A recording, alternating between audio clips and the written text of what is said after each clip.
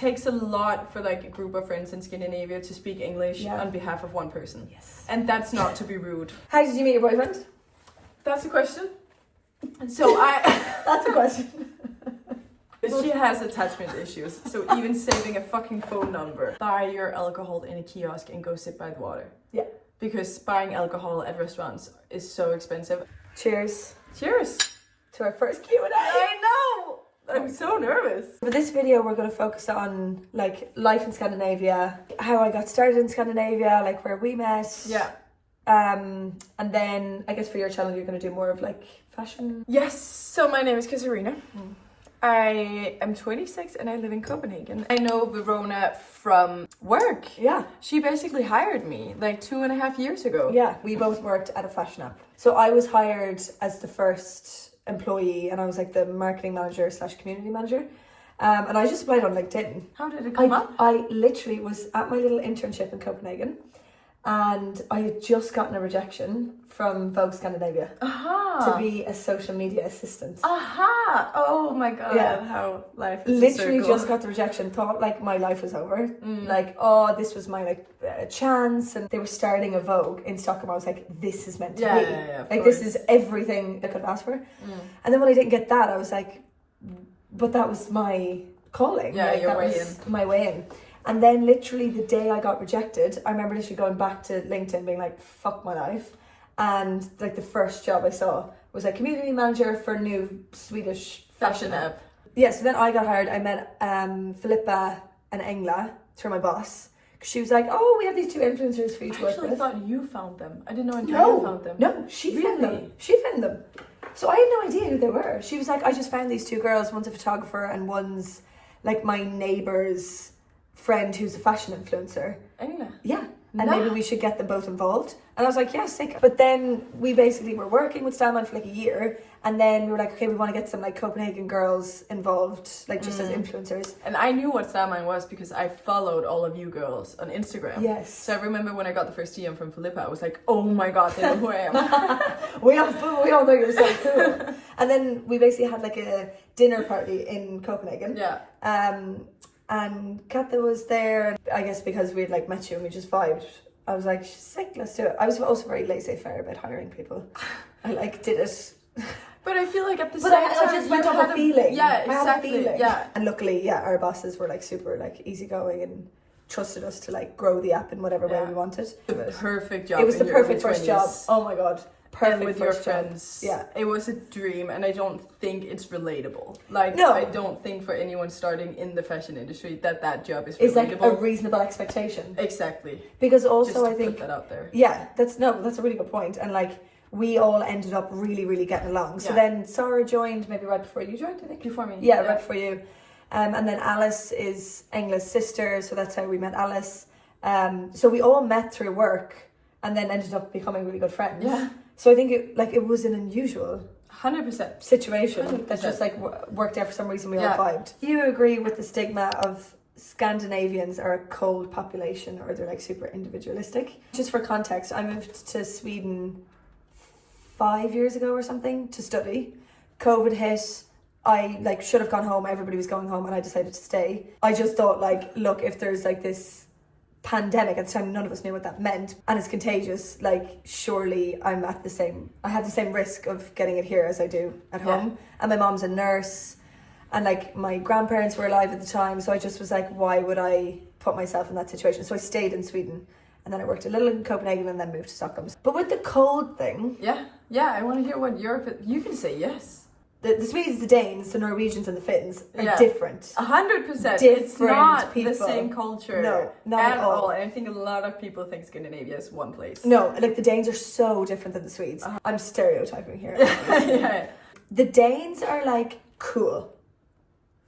But do you know what I mean? Yeah, I agree. The Danes are cool. They like, you know, they carry ourselves in a they specific carry way. themselves in a cool way. They can smoke inside bars. They drink on the street. It's like this kind of like free society almost. Yeah. The upside of that is, you know, the life that you live in Copenhagen is very chill. Yeah. Everything's very chill. Yeah. The downside of that is that like sometimes I find that people are too cool for school. Yeah. And I'm a bit like, it's okay to say that you care about something. It's okay to be passionate about stuff. It's okay to like, you know, be nerdy about something, or, you know, get embarrassed or like be silly or whatever. So that's like, I guess for me as like an 100%. Outsider. But what do you think?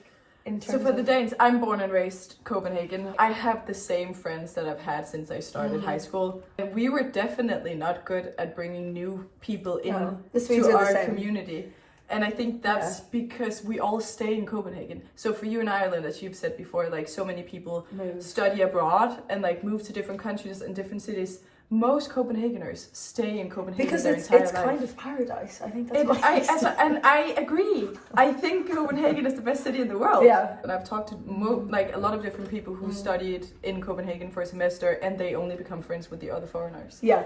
Of course it happens. And of course there's a lot of people that are really open. Yeah. And I would say I'm also one of the more open. Yes. We don't get that excited about how amazing Scandinavia is. Yeah. So when somebody new comes in and they can be like super, super excited about life here and like how crazy it is, it's not that crazy. The winter is also very cold. Yeah. But then we're kind of like, chill. Bro. But that's again the chill thing. Like, the Danes are so chill that like if you get really excited, you're like, hi, I'm from Ireland. Yeah. I'm really enthusiastic about living in Copenhagen. And I want to People try this like, and this and this and this. And I'm like, okay, relax. So I feel like the Danes are just a bit allergic to like giddiness. Yeah. The Swedes are definitely also like that. I think that's like the biggest thing I could like generalize about the Nordics, like the Scandinavian people. Yeah. Once you crack them, And I think the same with the Danes. 100%. Like once you actually become friends, I think they're quite different to the Irish in that like they're actually your friends. I think Irish people, and maybe a bit similar to like the Brits or the Americans or the Aussies, I think we can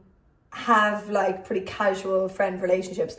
Swedish and Danish girls' friendships are the most hardcore fucking contract that you're going to end up in. Like, seriously, when I like meet girl gangs in Scandinavia, they are like this.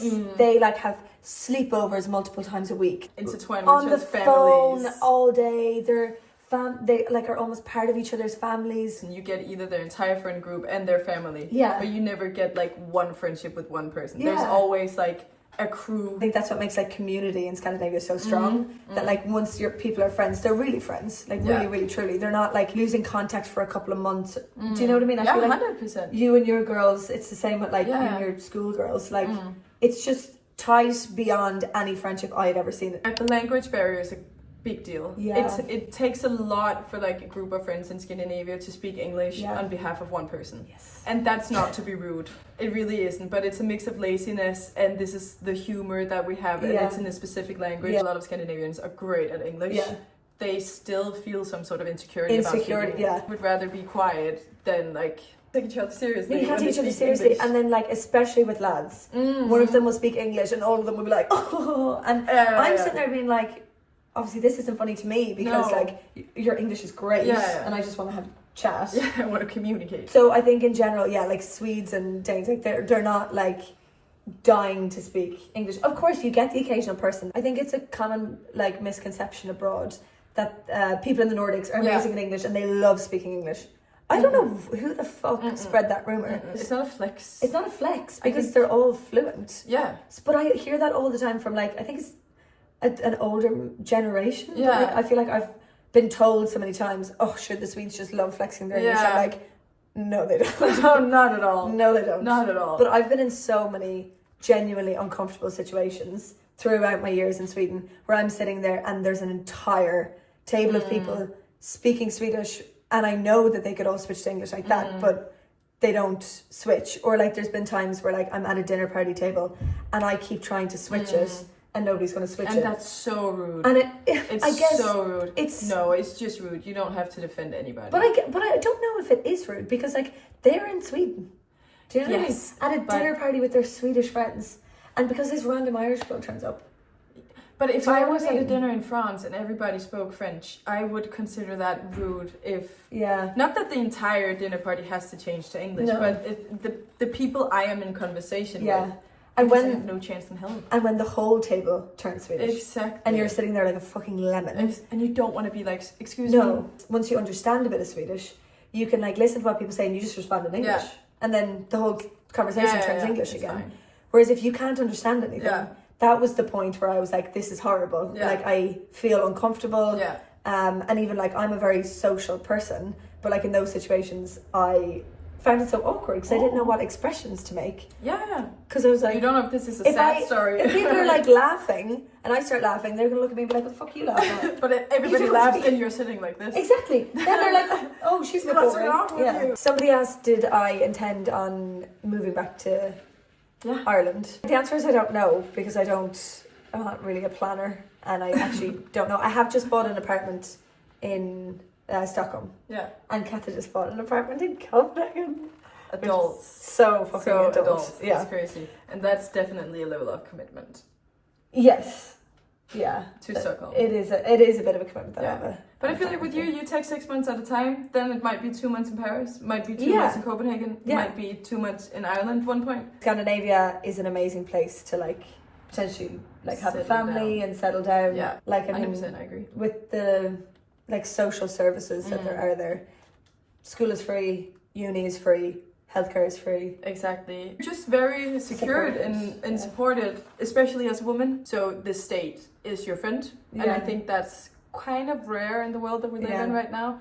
If everything goes to shit, it doesn't really go to shit. You get so much support to get back up on your feet, both economically and socially. Even like my dad was laughing at me. I was telling him about how like people in Sweden are always in touch with the tax office, like the revenue office, if they have questions. So like if I have a question, I'm like, oh, I don't know if I would consider this a business expense. In Sweden, you just call up the taxman and you're like, hey, what do you think?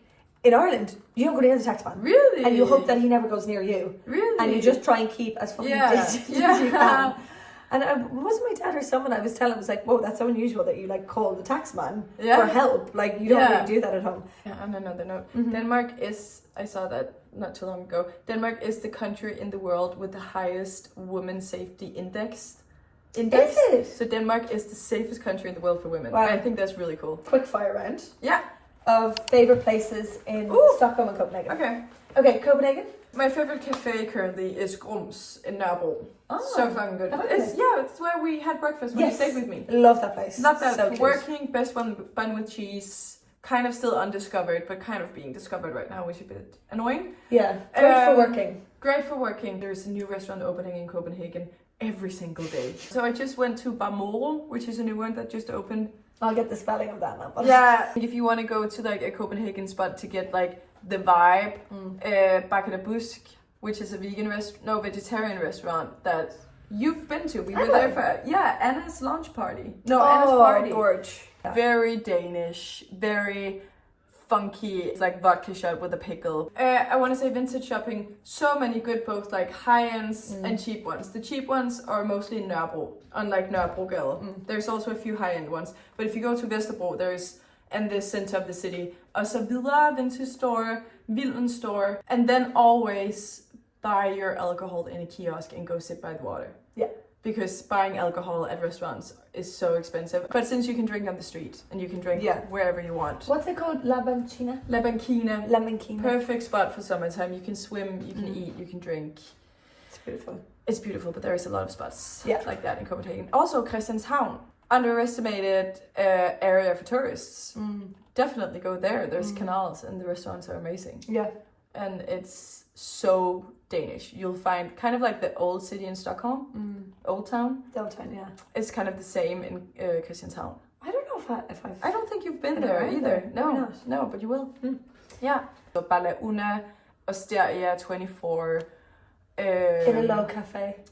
Italo Cafe, Italo restaurants. The Italo restaurants. Thai. Yeah, Italo Thai. That's really good. But the Bala Una and Osteria is where you go and you get the menu and you just sit there for hours and you get like what you see on Instagram. Yeah. And it's delicious. Yeah. It is delicious. It's a great experience.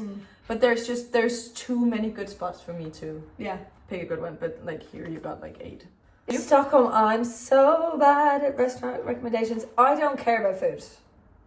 She just wants I don't give a fuck. I just want pizza and a sandwich. My go-to cafe is Milkfest. It's a good spot. That's where I would go like almost every day. Baggio Cafe is really good. I think I'm more of a cafe person. You definitely right? Are. Yeah. But you need to be somewhere where you can bring your laptop. Yes, I exclusively go to cafes where I can bring my laptop. Yeah. What else? Oh, there's this amazing one in Sodamama. It's my new favourite. Yeah. I'm gonna put it here because I can't remember the name of it. The last time I was there, I sat down beside this old man and he was like really well dressed, like on the same table because there was no room space. I got chatting to him. He was a bit deaf. He was like 85, but he turned out to be a former Swedish politician and was doing like foreign policy, and he had studied law in Lund, the same place that I studied law. Yeah, so we were like bonding over like studying the same thing in the same place. And he told me about like, you know, all of the languages he spoke and the trips he went on. He told me, I was in Ireland once for 2 weeks with an ex-girlfriend in my 20s, where they would like check into all of these B&Bs in Ireland, and they would have to pretend that they were married. Because back in the 60s in Ireland, a couple couldn't stay in a hotel. It wasn't illegal, but it was like very frowned upon because we were such like a Catholic country and like loved slut shaming. So if you didn't have like a wedding ring on, they like were uncomfortable with like giving you a room. Really? So then he was like, when we went, we didn't know this, and then we ended up just saying in every other like B&B, we left our rings in Sweden because we were worried they would get stolen or something. I don't know. But that cafe is lovely for like, I don't know, different kind of interactions. So I'm not a restaurant person. Do you speak Irish, and have you taught your Swedes any? I have not taught the Swedes any Irish, actually. No, but we love when her Irish accent comes out. It doesn't happen that much. I think my accent has gotten like weaker since it has. Scandinavia. Yeah. But in terms of Irish, so I actually took law in Irish in university. So I did like one module of law, constitutional law, through Irish. So my Irish was actually at a pretty high level. Yeah. And then I guess I moved to Scandinavia and I've never like practiced it. No. I remember the first collaboration I ever did on Instagram was through Irish. Maybe I don't understand right now. Through Irish. Irish is a language. Yeah, I know that. Oh yeah, I forgot for a second. Yeah. Oh yeah, no, we haven't learned shit. But unfortunately, Macuib Gaeilge is not where it needs to be. I still have Cúpla Focal, but I don't ever get the chance. What the fuck did you just squirrel about that? Cúpla Focal. Cúpla Focal? Exactly, Cúpla Focal. Cúpla Focal. That's a couple of words. Really? Yeah. Cúpla Focal. How tall are you? I'm 172 centimeters. I'm 165. Do you feel more Irish or Scandi? I feel Irish. I think you're Scandi. I consider you as one of the Swedish girls. I think in like a social setting, you're considered a Stockholm girl. Yeah. I don't really get the chance to like talk about Ireland that much. I'm just going to shit talk for like 2 seconds. Bring it. Something that I don't like, and I've never liked, is when people make where they're from their entire personality. Yeah. Do you want to do that? No. You sure? Yeah. Okay. You don't. No, it's like, I've had this conversation so many times. You mean with people moving to another country and then making it their entire personality where they're from? Yes. Okay. So if I moved to America, yeah, and every time you asked me out for a drink, I'd say, "Oh, but sure, I could drink you under the table." Yeah, I'm from Ireland, and I'm just like references, constantly referencing like where you're from. Yeah. Like it's a really important part of you, of course, where you're from. But like when you're abroad and you're meeting people. And you make everything about like your culture versus their culture. Yeah. Oh, sure, in Ireland we do this. Yeah. It's like, does anybody give a fuck? Like, what's your personality? Yeah. Everybody loves the Irish. We're great crack, whatever. But like to put everything back to like Ireland, it's the drinking thing that also bothers me. I think a lot of Copenhageners, including myself, would probably do that. Yeah, maybe it's like a natural reaction when you move somewhere. I think so. Like maybe in the beginning, or like if you're on vacation. I think so. Who's F? Philip. Of course. Do you know that thing of like when you get a boyfriend, or like when you start dating someone, and you don't know what to put them in as in your phone, because you're like, do I put like their full name? Because then that's really weird. Mine is just Anders Grant, no heart.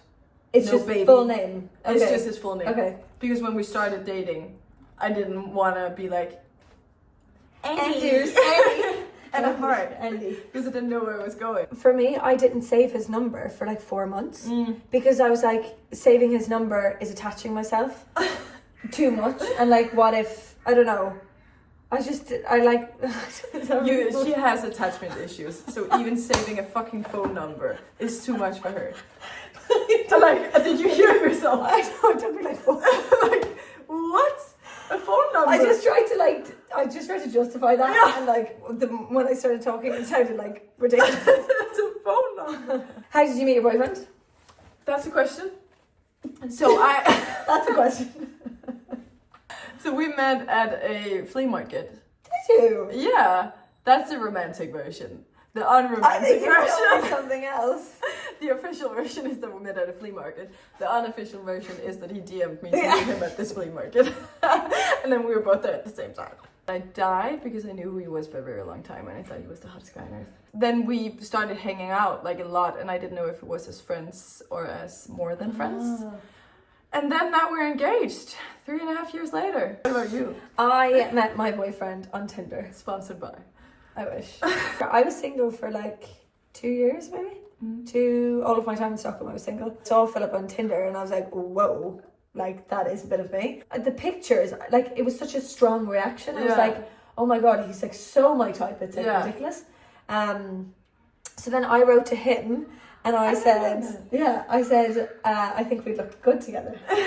Cute. And then he was like, do you want to go on a date next week? And I was like, sure. He never like wrote to me again until the day of the date. I didn't think it was going to happen. So I organised a house party. Really? Yeah, in my apartment. Because it was a long weekend and I was like, well, I want to like go out. So, and I was like, he hasn't written to me today, so it probably isn't happening. Invited everybody and then he wrote to me at 5 and he was like, hey, here's your ticket, meet me here, we're going to a concert. Isn't that mad? So then I was like, I like remember going out to my roommates being like, what the I'm going to a concert with this guy. They were like, what? So I was like, you just start the party and I'll just come home. If he's good fun, I'll bring him to the party. If he's shit crack, perfect. I just tell him at the party and I need to leave. So then like we went there, we had a really nice time, brought him back to the party, went out that night until like 6 a.m. and then the rest is history. Which is so cute. It's such not a him thing. Like he doesn't club. Like at the time I was like, oh, he must like be a party guy. A party guy. Yeah. He's not a party guy. Most single guys in Scandinavia are party guys. Yeah. So that's how I met Philip. That's cute. Yeah. And he's Swedish. Yeah. And his parents are Croatian. Yeah. We've been yapping for a long time now. So it's time. Thank you for watching. Thank you so much for watching. I hope you liked this. So do I. Thank you so much for watching. Bye. Bye.